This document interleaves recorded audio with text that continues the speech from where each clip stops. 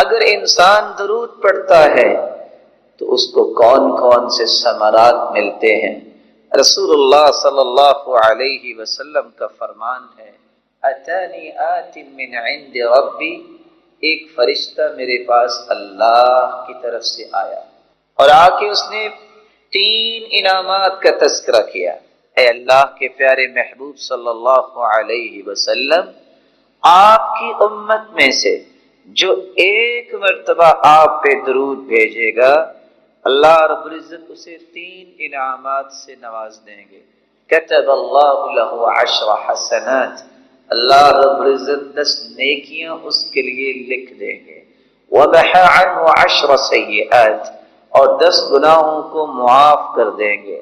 ورفع له 10 درجات، اور اس کے 10 درجات کو بلند فرما دیں گے۔ اور چوتھا انعام یہ بیان کیا، وصلی اللہ علیہ 10، اللہ اس کے بدلے 10 مرتبہ اس بندے پہ اپنی رحمتوں کا نزول فرمائیں گے۔ 5واں انعام بیان کرتے ہوئے رسول اللہ صلی اللہ علیہ وسلم کے صحابی بیان کرتے ہیں، میں جب اللہ کے رسول کے پاس گیا تو وہ سجدے کی حالت میں تھے، سجدہ بہت لمبا کر دیا۔ جو ہی آپ سجدے سے اٹھے، میں نے سوال کیا، اے اللہ کے رسول صلی اللہ علیہ وسلم، آج آپ نے کتنا سجدہ لمبا کیا؟ رسول اللہ صلی اللہ علیہ وسلم نے فرمایا، اصل میں میرے پاس جبریل آئے تھے اور جبریل نے آ کے یہ مجھے بتایا تھا کہ آپ کی امت میں سے جب کوئی درود پڑھے گا میں اس کے لیے دعا کروں گا، جو آپ پہ سلام کہے گا میں اس کو سلام کہوں گا۔ تو یہ 5واں انعام رسول اللہ صلی اللہ علیہ وسلم نے بیان کیا کہ جو شخص درود پڑھتا ہے، اللہ کے فرشتے جبریل علیہ الصلاۃ والسلام وہ اس کے لیے برکت کی دعا کرتے ہیں اور اس پر سلام بھیجتے ہیں۔ چھٹا فائدہ اس حدیث کے ساتھ دوسری حدیث کو ملا لیجئے۔ رسول اللہ صلی اللہ علیہ وسلم نے فرمایا، اللہ تعالیٰ نے فرشتوں کو مقرر کیا ہے، ما علی الارض من مسلم یصلی علیک مرۃ واحدہ الا صلیت انا وملائکتی 10۔ اللہ تعالیٰ کے نورانی فرشتے اسی کام کے لیے مقرر کیے گئے ہیں، جو شخص بھی درود پڑھتا ہے، جو شخص بھی رسول اللہ صلی اللہ علیہ وسلم کے سکھائے ہوئے طریقے کے مطابق سلام کہتا ہے، اللہ کے نورانی فرشتے اس بندے کے نام کے ساتھ یہ درود رسول اللہ صلی اللہ علیہ وسلم کو پہنچا دیتے ہیں، اور اللہ رب العزت بھی اس بندے کا تذکرہ اپنے فرشتوں کے سامنے کرتے ہیں۔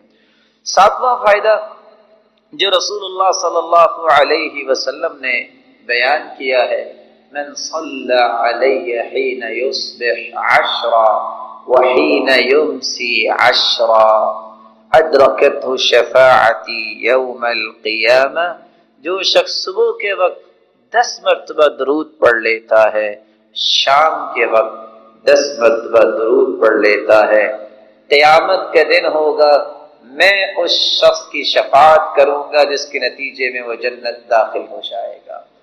8واں اور 9واں فائدہ جو رسول اللہ صلی اللہ علیہ وسلم نے اپنی زبان اطہر سے بیان کیا ہے، ابی بن کعب رضی اللہ تعالی عنہ روایت کرتے ہیں، میں اللہ کے رسول صلی اللہ علیہ وسلم کے پاس آیا، میں نے سوال کیا، اللہ کے رسول صلی اللہ علیہ وسلم، میں آپ پہ کتنا درود پڑھا کروں؟ میں جب دعا کروں تو کیا ایک ہی سا درود پڑھ لیا کروں؟ فرمایا، ما شئت فإن زدت فهو خیر لک، جتنا بھی تم پڑھ لو اچھا ہے، اگر اس سے زیادہ کر لو تو اور اچھا ہے۔ قلت فالشطر، اگر میں آدھا درود پڑھ لوں تو؟ فرمایا، ما شئت فإن زدت فهو خیر لک، اگر اس سے بھی زیادہ پڑھ لو تو اور اچھا ہے۔ قلت فالثلثین، اگر میں 2/3 درود پڑھ لوں تو پھر کیا خیال ہے؟ فرمایا، فإن زدت فهو خیر لک، میرے صحابی اگر اس سے بھی زیادہ پڑھ لو تو اور اچھا ہے۔ تو صحابی کہتے ہیں، ارأیت ان جعلت صلاتی کلها علیک، اگر میں درود ہی پڑھتا رہوں تو پھر؟ تو رسول اللہ صلی اللہ علیہ وسلم نے دو ثمرات کا تذکرہ کیا، اذا تکفى همك ويغفر لك ذنبك، تم اگر ایسا کرو گے تو یاد رکھنا زندگی کے سارے غم اللہ تیرے دور۔ دنیا میں کسی سے محبت ہو تو اس کے تذکرے نہیں زبان پہ ختم ہوتے، تو رب تعالیٰ جو خالق و مالک ہے اس کا نام مبارک لیتے وقت جو کہے کہ 786، یہ وہ رویے ہیں جو بتاتے ہیں کہ اللہ ذوالجلال کی عظمت سے متعارف شخص نہیں ہے۔ آپ صلی اللہ علیہ وسلم نے فرمایا، صحیح ترغیب کی روایت ہے 1675، کل دعاء محجوب حتی یصلی علی محمد، ہر دعا روک دی جاتی ہے، وہ پہنچتی نہیں ہے آسمانوں تک جس میں درود نہیں ہوتا۔ بلکہ حسین ابن علی کی روایت ہے صحیح ترغیب کی 1681، من ذکرت عنده فخطئ الصلاة علی خطئ طریق الجنہ، جس شخص کے پاس اللہ کے رسول صلی اللہ علیہ وسلم کا تذکرہ کیا جائے وہ درود پڑھنا بھول جائے، وہ درود پڑھنا بھولا نہیں، جنت کا راستہ بھول۔ یہ ہمارا موقف، اس پہ کوئی اشکال ہے تو کوئی بتائے۔ ہمارا تو موقف ہے دعا ہی قبول نہیں ہوتی، دعا چڑھتی نہیں ہے، وہ جنت کا راستہ ہی بھول جاتا ہے۔ کون کہتا ہے کہ قرآن و سنت کی بات کرنے والے درود کے منکر ہیں؟ یہ صرف حاسد اور ناقد جو ہے جس کے پاس کوئی دلیل نہیں بنتی تو پھر وہ تانے دیتا ہے۔ تان و تشنیع کرنے والے کبھی بھی فلاح نہیں پاتے۔ اللہ کے رسول صلی اللہ علیہ وسلم پر درود بھیجنا یہ ہر مسلمان کی سب سے بڑی سعادت ہے۔ اللہ ذوالجلال کے ذکر، آپ صلی اللہ علیہ وآلہ وسلم کی محبت کا یہ تقاضا کہ آپ پر درود پڑھا جائے۔ اس کے بارے میں ایک ضروری بات سمجھنے والی ہے۔ کتنے لوگ ترجمہ کرتے ہیں ان اللہ وملائکتہ یصلون علی النبی، ان اللہ وملائکتہ، بے شک اللہ ذوالجلال اور اس کے فرشتے، یصلون علی النبی، وہ نبی پر درود بھیجتے ہیں۔ یہ ترجمہ ٹھیک نہیں ہے۔ یا ایھا الذین آمنوا صلوا علیہ وسلموا تسلیما، اے مومنو تم بھی درود پڑھو۔ لفظ صلاۃ جب اس کی نسبت اللہ ذوالجلال کی طرف کی جائے، ویسے تو صلاۃ کے 18 معنی ہے عربی سے، لیکن جب یہ کہا جائے صلی اللہ، اس کا مطلب ہوتا ہے اللہ ذوالجلال رحمتوں کی برکھا برسائیں گے، تعریف کریں گے، والثناء، فرشتوں کے سامنے اپنے محبوب کے تذکرے کریں گے کہ یہ میرا محبوب ہے جو سرتاج رسول۔ وہاں درود معنی نہیں ہوگا۔ لفظ صلاۃ جب فرشتوں کے ساتھ استعمال ہو، صلت الملائکہ، فرشتوں نے صلاۃ پڑھی، کیا مطلب؟ وہاں بھی درود کا معنی نہیں ہوگا۔ بلند مقام کے لیے برکت کی دعائیں کی فرشتوں نے، بخشش کی دعائیں کی۔ صلی الرجل، جب لفظ صلاۃ کو کسی انسان کے ساتھ، ذوی العقول کے ساتھ استعمال کیا جائے، اس کا مطلب نماز پڑھنا بھی ہوتا ہے، اس کا مطلب درود پڑھنا بھی ہوتا ہے، اور دیگر معانی بھی اہل لغت نے بیان کیے ہیں۔ لیکن اگر غیر ذوی العقول کے لیے استعمال ہو، صلت الطیور والحیوانات، پرندوں نے درود پڑھا، یہ ترجمہ نہیں ہوتا۔ وہاں ترجمہ ہوتا ہے پرندوں نے اللہ ذوالجلال کی حمد و ثنا بیان کی، اللہ ذوالجلال کی تعریف کی ہے، حمد بیان کی۔ تو قرآن مجید کے ترجمے کو صحابہ کرام، تابعین اور تبع تابعین اور لغت کو سمجھنے والے لوگ ہیں، ان کے کیے گئے ترجموں کی روشنی میں ہی اختیار کرنا چاہیے۔ آپ کی محبت کا ایک 7واں تقاضا بھی ہے، آپ کی محبت میں غلو نہیں کرنا چاہیے۔ یہ بھی ایک بات سمجھنے والی ہے۔ محبت وہی ہے جس کا تذکرہ اللہ ذوالجلال نے قرآن میں کر دیا۔ بھلا اللہ سے بڑھ کے بھی کوئی محبت کی حقیقت کو پیش کر سکتا ہے؟ محبت وہی ہے جو اللہ کے رسول نے خود سمجھا دی کہ یہ میرے ساتھ محبت کرو۔ غلو نہیں، حدود سے تجاوز نہیں، حدود کو کراس نہ کیا جائے۔ صرف 3 آیتیں اگر آپ ان کو یاد رکھیں تو کبھی بھی آپ غلو کا شکار نہیں ہو۔ سورۃ الانعام کی 50 نمبر آیت، سورۃ الاعراف کی 188 نمبر آیت، اور سورۃ الکہف کی آخری آیت 110 نمبر آیت۔ اللہ ذوالجلال فرماتے ہیں قُل لَا أَقُولُ لَكُمْ عِنْدِي خَزَائِنُ اللَّهِ وَلَا أَعْلَمُ الْغَيْبَ وَلَا أَقُولُ لَكُمْ إِنِّي مَلَكٌ إِنْ أَتَّبِعُ إِلَّا مَا يُوحَى إِلَيَّ قُلْ هَلْ يَسْتَوِي الأعمى والبصير أفلا تتفكرون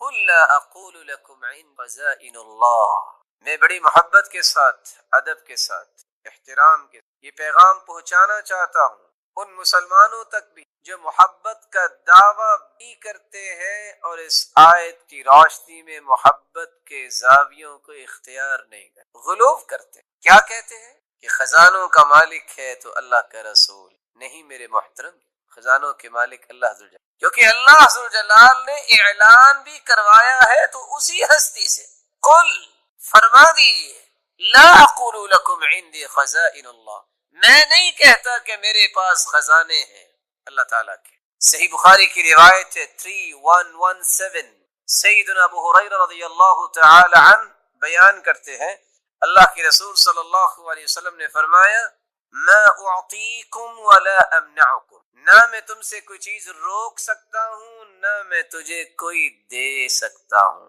انما انا قاسم اضع حیث امرت، میں تو تقسیم کرنے والا ہوں کہاں؟ جہاں مجھے حکم ہو۔ اور دوسری روایت کے الفاظ ہیں انما انا قاسم واللہ یعطی، دینے والا وہی ہے، میں تو تقسیم قل لا اقول لکم عندی خزائن اللہ ولا اعلم الغیب، میں نہیں کہتا کہ میں غیب جانتا ہوں۔ لوگ کیا کہتے ہیں آج جو گزشتہ 10 دن گزرے 15 دن کیا سنا آپ نے؟ محبت میں تجاوز کہ اللہ کے رسول تو غیب جانتے۔ قرآن سمجھا کریں، قرآن پڑھا کریں اور اللہ کے رسول کے فرامین کو پڑھا کریں، سمجھ آئے گی محبت کیسے کرنی۔ قرآن کہہ رہا ہے وَلَا أَعْلَمُ الْغَيْبِ، میں غیب نہیں جانتا۔ کون فرما رہے ہیں؟ وہ ہستی جس جیسی ہستی اللہ نے پیدا نہیں کی۔ صحیح بخاری کی روایت ہے 4001، ربیع بنت معوذ رضی اللہ تعالی عنہ بیان کرتی ہیں دخل علی النبی صلی اللہ علیہ وسلم غداة بنی علی فجلس على فراشه، میری شادی کے دن اللہ کے رسول تشریف لائے اور میرے پاس آ کے بیٹھے کہ مجلسی کا منی وجویریات یضربن بالدف، کچھ چھوٹی بچیاں جو ہیں من قتل من آبائهن یوم بدر، بدر کے شہداء کے متعلق ندبہ کر رہی تھی، یندبن، تو ایک بچی کہنے لگی وفینا نبی یعلم ما فی غدی، ہمارے درمیان اللہ کے پیغمبر ہیں جو کل کے بارے میں جان۔ آپ نے فرمایا لا تقولی هكذا، لا تقولی هكذا وقولی ما كنت تقولین، یہ نہ کہو جو پہلے کہہ رہی تھی وہی کہو جو شہداء کی اب بات کر رہی تھی۔ لا يعلم ما في غد الا اللہ، اللہ کے سوا کوئی بھی غیب کے بارے میں اور کل کے بارے میں نہیں جان۔ آپ نے فوراً منع کر دی قل لا يعلم من في السماوات والأرض الغيب إلا الله وما يشعرون أيان يبعثون۔ میرے محبوب فرما دیجئے لا يعلم من في السماوات والأرض الغيب إلا الله، زمین و آسمان کے غیب کے متعلق ہاں جس کو اللہ ذو الجلال نے اپنے پیغمبر کو بتا دیا پھر وہ غیب رہتا نہیں ہے۔ جس کو یہ آیت سمجھ آ جائے کبھی بھی تجاوز نہیں کرے گا۔ لوگ آدھی آدھی رات گزار دیتے اور یہ کہہ رہے ہوتے ہیں ادرکنی یا رسول اللہ، انظر الی یا رسول اللہ صلی اللہ علیہ وسلم۔ میرے بھائی استغاثہ اور مدد طلب کریں تو اللہ ذو الجلال، آپ صلی اللہ علیہ وسلم کی ذات مبارکہ، پوری کائنات ایک طرف اور محمد مصطفیٰ کی عظمت۔ لیکن ایک بات سمجھانے کے لیے پوچھ، اگر اللہ کے رسول صلی اللہ علیہ وسلم غیب جانتے ہوتے تو آپ کے 70 صحابہ جو ہیں وہ احد میں شہید ہو گئے تو آپ احد میں پھر جاتے؟ بولیے، اگر پتا تھا کہ میرے صحابہ شہید ہو جائیں گے۔ دیر معونہ پہ 70 قراء شہید ہو گئے جن کو خود ہی بھجوایا تھا۔ اگر غیب کا علم ہوتا تو اہل قرآن جو شہید ہوئے ہیں آپ اس کے بارے میں کیا کہیں گے؟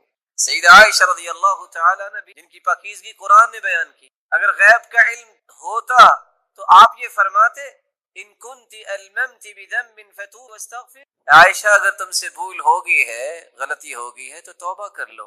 بیوی سے کہتے اگر غیب کا علم ہوتا تو وہ لقمہ جس میں زہر ڈالی گئی کھانے میں تو آپ وہ لقمہ لیتے؟ اللہ ذو الجلال نے عقل اس لیے دی ہے کہ اس کے ساتھ قرآن کو صحیح طریقے سے سمجھا جائے۔ ساتھ ہی اللہ ذو الجلال فرماتے ہیں وَلَا أَقُولُ لَكُمْ إِنِّي مَلَكٌ، میں یہ بھی نہیں کہتا کہ میں فرشتہ ہوں.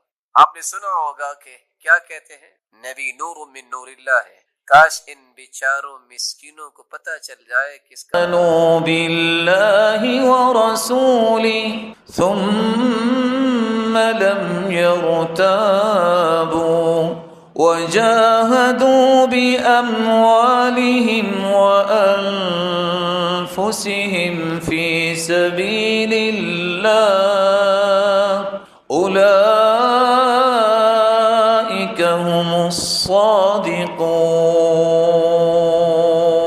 سچے مومن ہیں ہی وہ جن کا اللہ پہ یقین بن جاتا ہے، پھر کبھی شک میں مبتلا نہیں ہوتے. کہتے ہیں جو رب نے کہہ دیا نا، ہونا وہی ہے. ساری دنیا ایک طرف بات کہہ رہی ہو، اللہ کی رسول ایک پر اور اس کے پیغمبر کی بات ایک طرف ہو، سچی بات وہی ہوگی جو اللہ اور اس کے رسول. قرآن مجید کی جب یہ آیت اتری، الف لام میم غلبت الروم فی ادنى الارض وهم من بعد غلبهم سيغلبون فی بضع سنین، رومی ان پہ غلبہ ہو گیا. عیسائی جو ہے وہ بری طرح ان کو ختم کیا گیا. جب یہ آیت نازل ہوئی، سیدنا ابو بکر صدیق رضی اللہ تعالیٰ عنہ اور امیہ کی بات ہو گئی. امیہ کافروں میں اپنے آپ کو سردار سمجھتا تھا. لو جی شرط لگ گئے. سیدنا ابو بکر اللہ کے رسول سے سن کے گئے تھے کہ ان قریب دوبارہ عیسائیوں کو برتری ملے گی یہودیوں پر. اب جس کے دارالخلافہ کی اینٹ سے اینٹ بجا دی جائے، کوئی قوم 6 سے 9 سال میں کھڑی ہو سکتی ہے؟ اور پھر اس دور کی امیہ نے کہا 10 اونٹنیوں کی شرط لگا لی. سیدنا ابو بکر نے شرط لگا لی. اللہ کے رسول کو آ کے بتایا، کہا ابو بکر بضع سنین، بضع جو ہے یہ 9 کے لفظ پہ بولا جاتا ہے. آپ 6 سال نہیں 9 سال کی شرط لگا لے، خاص 100 اونٹنیوں کی لگا لے.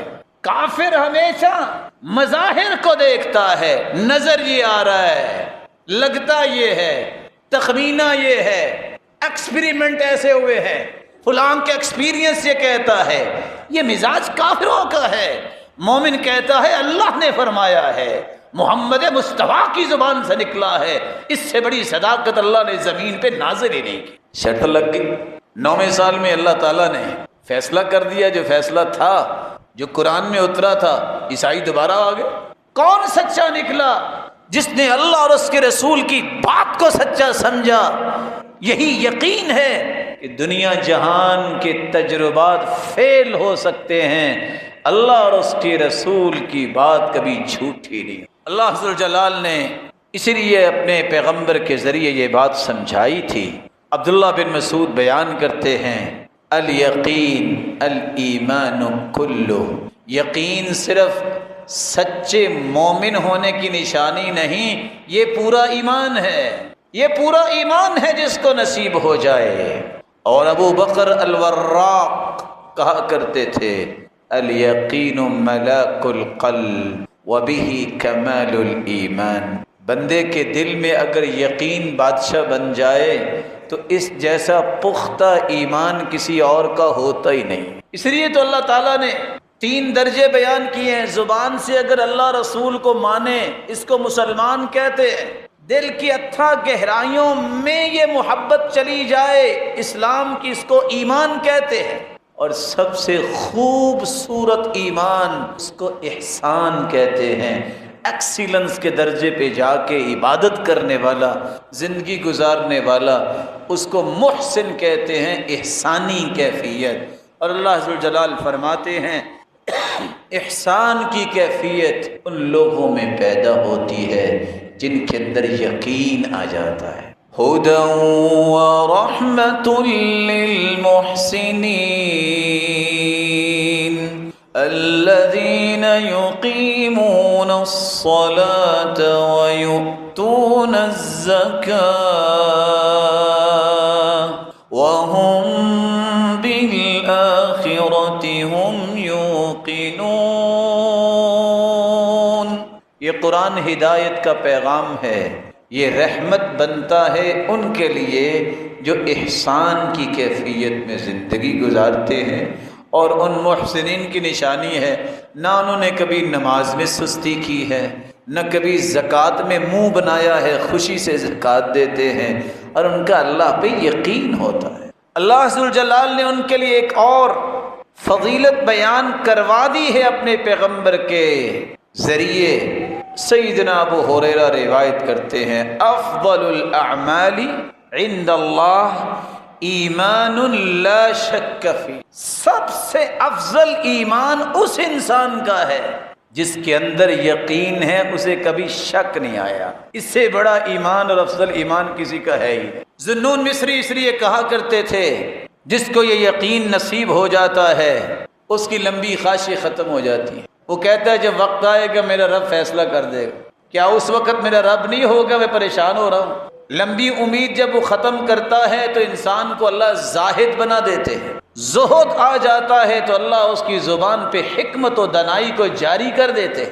حکمت و دانائی جب آ جاتی ہے تو اس کی آخرت پہ نظر ہوتی ہے، نتائج پہ نظر ہوتی ہے، اس کے اعمال خود بخود درست ہو جاتے ہیں۔ رسول اللہ صلی اللہ علیہ وآلہ وسلم پر قرآن نازل ہوا۔ آج دنیا میں وہی لوگ ایمان میں لیڈر ہے، ایمانی لیڈرشپ نصیب ہی ان کو ہوتی ہے جن کے اندر دو وصف آتے ہیں، برداشت اور یقین۔ جس بندے کے اندر برداشت کا مادہ نہیں ہے اور اللہ کی ذات پہ یقین نہیں ہے وہ کبھی لیڈر نہیں بن سکتا۔ اور اسی بات کو قرآن نے بیان کیا ہے، وَجَعَلْنَا مِنْهُمْ أَئِمَّةً يَهْدُونَ بِأَمْرِنَا لَمَّا صَبَرُوا وَكَانُوا بِآيَاتِنَا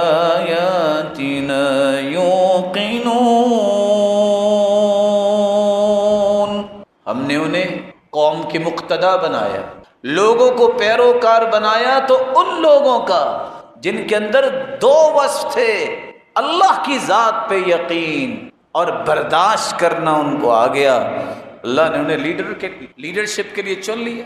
عبداللہ ابن عامر ابن عاص رضی اللہ تعالی عنہ سے روایت ہے، جامع الترمذی کی روایت ہے 3479، دعا جلدی قبول ہوتی اس کی ہے جس کو جتنا یقین زیادہ ہے اتنی جلدی قبول ہوتی۔ ہم جیسے بادشاہ لوگ بیچارے سوچتے رہ جاتے ہیں پتہ نہیں قبول ہوگی کہ نہیں ہوگی، جب اللہ پہ اعتماد ہی اتنا کو ہے تو قبول کیسے ہوگی؟ ادعوا اللہ وانتم موقنون بالاجابہ، اللہ سے دعا ایسے کرو کہ یہ قبول ہوگی، یقین کر کے کرو کہ یہ قبول ہوگی، ضائع نہیں ہوگی، اللہ قبول کر لیتے ہیں۔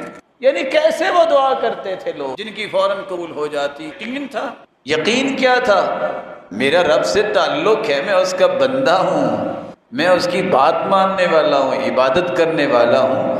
اللہ تو اپنے بندوں سے پیار ہی بہت کرتے ہیں۔ ایک مرتبہ اللہ کے سامنے باوضو ہو کے بیٹھ کے ہاتھ اٹھا کے تو دیکھو، اللہ کبھی ہاتھوں کو خالی واپس لوٹاتا ہی نہیں ہے، یہ وعدہ ہے اس کا۔ کچھ لوگ کہتے ہیں نہیں نہیں فلاں کی تو اللہ موڑتا نہیں اور ہماری سنتا نہیں ہے، یہ سب شیطان کے بس سے ہے انسان کے دل میں، اللہ کسی کی بھی نہیں موڑتا، یہ اللہ کا وعدہ ہے۔ بات سمجھانے کے لیے برا کوئی شیطان سے بھی برا ہے؟ کوئی ہے دنیا میں شیطان سے بھی برا؟ کوئی بندہ نہیں۔ اللہ نے تو شیطان کی بھی نہیں موڑی۔ شیطان نے کہا تھا نا ربی انظرنی الی یوم یبعثون، اللہ جنت سے تو محروم کر دیا، قیامت تک مجھے مہلت دے دے، اللہ نے مہلت دے دی، اس کی بھی سن لی ہے، تو شیطان سے بھی کوئی برا ہے؟ اگر شیطان کی اللہ نے نہیں موڑی تو میرے بھائی جو رحمان کے سامنے سجدہ ریز ہونے والا ہے، اللہ اس کو کیسے موڑے گا؟ اس پہ یقین کیجئے، اس یقین کو ختم نہ کیجئے۔